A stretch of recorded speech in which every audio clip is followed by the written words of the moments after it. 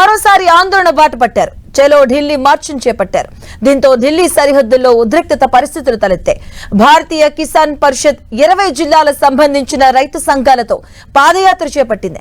దీంతో అప్రమత్తమైన ప్రభుత్వం పాదయాత్ర అడ్డుకునేందుకు ఢిల్లీ సరిహద్దుల్లో భారీగా భద్రతా బలగాలు పోలీసులను మోహరించింది. రైతులు చలో ఢిల్లీకి పిలుపునివ్వడంతో పోలీసులు అప్రమత్తమయ్యారు. ఢిల్లీ సరిహద్దుల్లో ఎక్కడికక్కడ బారికేడ్లను ఏర్పాటు చేశారు. రైతులను ఢిల్లీలోకి ప్రవేశించకుండా అడ్డుకున్నారు. దీంతో ఢిల్లీ సరిహద్దుల్లో భారీగా ట్రాఫిక్ జామ్ ఏర్పడింది.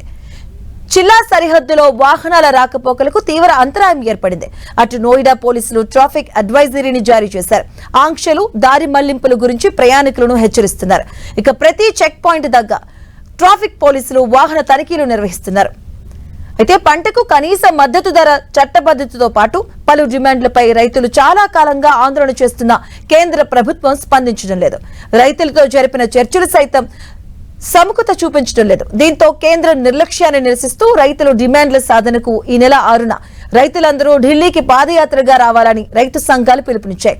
కేరళ, ఉత్తరాఖండ్, తమిళనాడు రాష్ట్రాల రైతు సంఘాలు కూడా అదే రోజు ఆయా అసెంబ్లీల వైపు పాదయాత్రలు చేసేందుకు సిద్ధమవుతున్నారని కిసాన్ ముజార్ సంఘం సంఘర్ష్ సమితి ప్రధాన కార్యదర్శి శర్వన్ సింగ్ భందేర్ మార్చ్ తెలిపారు. ఇక పార్లమెంటు సమావేశాలు జరుగుతున్న క్రమంలో ఢిల్లీలో రైతుల ఆందోళనకు అనుమతి లేదని ఢిల్లీ పోలీసులు తెలిపారు.